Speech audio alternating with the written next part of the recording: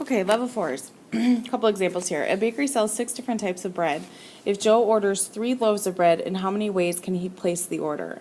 So in level fours, we're not really talking about probability so much as talking about how many different ways things can happen. So if we've got 6 different types of bread, he orders 3 loaves. So in the first question, it says he can order the same type of bread more than once. So if we like have wheat, rye, white, sourdough, whole grain, and I don't know, something else. 6 different types. We can order 3 of the same type. So we can order 3 white breads or 3 wheat breads. So what we want to do is, remember when we're trying to find out how many options we had, like in the level 2 questions, what you do is you multiply how often something can happen. So like in the first chance and the second chance and the third chance. So in the first chance, he has 6 different types of bread to offer from. In the second order, he still has 6 different types of bread to pick. And in the third order, he still has 6 different types to pick. Probably not the best number to pick. But we've got 6 times 6 times 6 is 216. So there are 216 ways that he can order this bread if he can order the same type every single time. Now, if he orders 3 different types of bread, in the first order, he's got 6 different types to pick from. But in the second order, he can't pick the same one that he picked the first time. So there are 5 options left, and then 4 options left.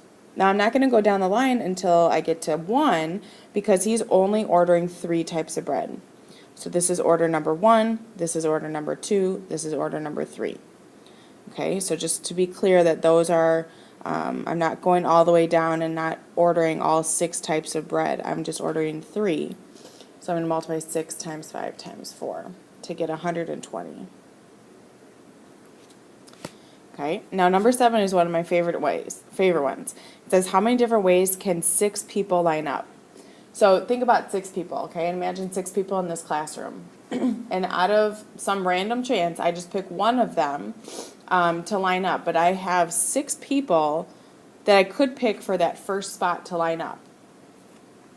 In the second spot, the same person in the first spot can't line up in the second spot, so there are 5 people that I could pick to line up in the second spot. Then in the third spot, the first 2 people can't line up in the third spot as well, so that means there's 4, and then 3, and 2, and 1. So the reason why I went all the way down to 1 in this one as opposed to the one before it is because I want 6 spots. In the one before it, I only wanted 3 spots, so that's why I didn't go all the way down. So right here, you're going to just multiply 4 times 3 times 2 times 1 times 5 times 6. I forgot that in the beginning. 6 times 5 times 4 times 3 times 2 times 1 is 720. So there are 720 total combinations that I could make to line people up in this classroom, only using 6 people.